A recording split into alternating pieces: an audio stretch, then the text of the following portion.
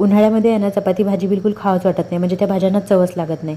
आणि रात्रीचा स्वयंपाक म्हटला का एवढं गरम होते, त्या गॅसजवळ जायची इच्छाच होत नाही. मग अशा वेळेला आहे ना चटपटीत बिलकुल 10 मिनिटात बनणारा हा मँगो राईस नक्की बनवून बघा. तर काय करायचं, कुकरला प्लेन आपला व्हाईट राईस शिजवून घ्यायचा आणि 2 मस्त कैऱ्या घ्यायच्या, त्या खिसून घ्यायच्या.